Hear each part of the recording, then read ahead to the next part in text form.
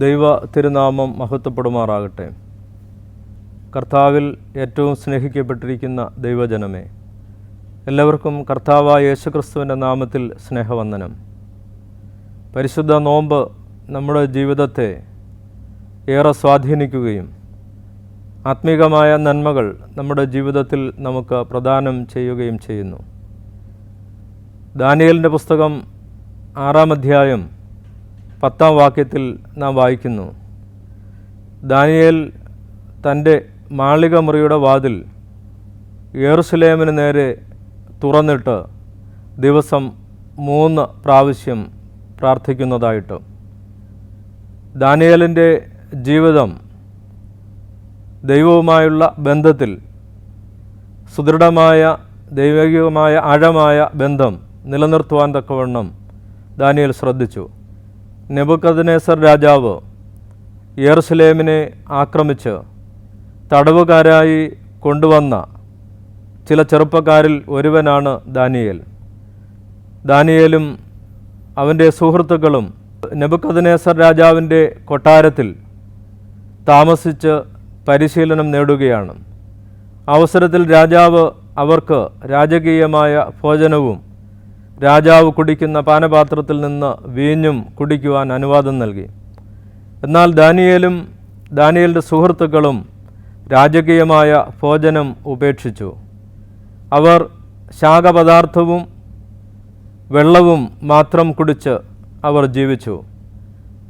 രാജകീയമായ ഭക്ഷണം കഴിച്ചവരെക്കാൾ ഏറ്റവും പുഷ്ടിയുള്ളവരായി ശോഭയുള്ളവരായി ദാനിയേലും ദാനിയേലിൻ്റെ സുഹൃത്തുക്കളും കാണപ്പെടുകയാണ്.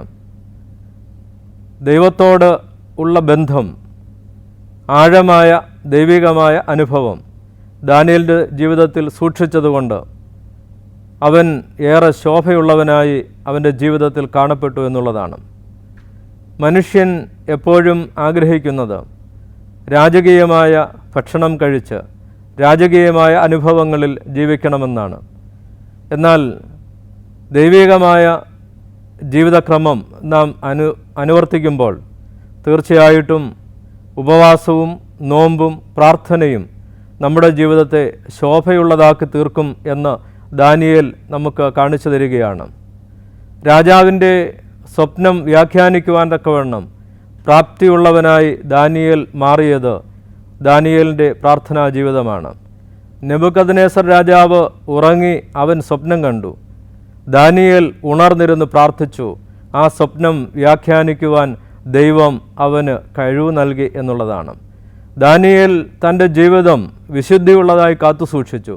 രാജകീയ ഭോജനം കൊണ്ട് താൻ അശുദ്ധനാവുകയില്ല എന്ന് ദൃഢനിശ്ചയം ചെയ്തു. അതുകൊണ്ട് ദാനിയേൽ രാജകീയമായ ഭോജനം കഴിക്കാതെ അശുദ്ധപ്പെടാതെ തൻ്റെ ജീവിതത്തെ വിശുദ്ധിയിലേക്ക് കാത്തുസൂക്ഷിക്കുവാൻ തക്കവണ്ണം അദ്ദേഹത്തിന് സാധിച്ചു എന്നുള്ളതാണ്. നമ്മുടെ ജീവിതവും ഈ വിശുദ്ധ നോമ്പിൽ കൂടെ കടന്നു പോകുമ്പോൾ വിശുദ്ധിയുള്ളതായി തീരുവാൻ നാം ഏറെ ശ്രദ്ധിക്കേണ്ടത് വളരെ ആവശ്യമാണ്. ഭക്ഷണ ക്രമീകരണങ്ങളിൽ മാത്രമല്ല, ജീവിതചര്യകളിലും വ്യത്യാസവും രൂപാന്തരവും ഉണ്ടാകേണ്ടത് വളരെ ആവശ്യമാണ്. അതുകൊണ്ടാണ് ദാനിയേൽ വലിയ പ്രതിസന്ധിയിൽ കൂടെ കടന്നു പോകുമ്പോൾ അവൻ രക്ഷപ്പെടുവാൻ തക്കവണ്ണം ഇടയാകുന്നത്. ദാനിയേൽ സിംഹക്കുഴിയിൽ വീഴ്ത്തപ്പെടുമ്പോൾ സിംഹങ്ങൾ അവനെ കൈകൂപ്പി വണങ്ങുകയാണ്. വിശന്നിരിക്കുന്ന സിംഹം അവൻ്റെ നേരെ അലറി വിളിക്കേണ്ടതിന് പകരം സിംഹം വായടച്ച് അവൻ്റെ മുൻപിൽ കൈകൂപ്പി നിൽക്കുന്ന കാഴ്ചയാണ് നാം കാണുന്നത്. അത്രമാത്രം ദൈവികമായ ചൈതന്യം ദാനിയേലിൻ്റെ ജീവിതത്തിൽ ഉണ്ടായിരുന്നു എന്നുള്ളത് വിശുദ്ധ വേദപുസ്തകത്തിൽ നമുക്ക് മനസ്സിലാക്കുവാൻ സാധിക്കുന്ന യാഥാർത്ഥ്യമാണ്. ഒരുവൻ്റെ പ്രാർത്ഥനാ ജീവിതം, അവൻ്റെ ദൈവികമായ അനുഭവങ്ങൾ ദൈവത്തിന് പ്രസാദകരമായി തീരുമ്പോൾ തീർച്ചയായും ഏത് പ്രതികൂലമായ സാഹചര്യങ്ങളിലും ദൈവം അവനെ സംരക്ഷിക്കും എന്നുള്ളതിൻ്റെ ഉത്തമ ഉദാഹരണമാണ് ദാവീദിൻ്റെ ജീവിതം എന്ന് പറയുന്നത്.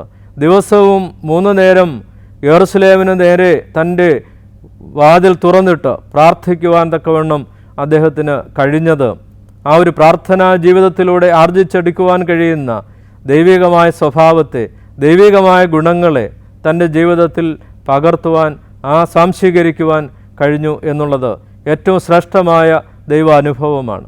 നമ്മുടെ ജീവിതവും ദാനിയേലിനെ പോലെ ദൈവസന്നിധിയിൽ ഏറെ ശ്രദ്ധേയമായി തീരുവാൻ പ്രാർത്ഥനാപൂർവം നാമും ഒരുങ്ങണം.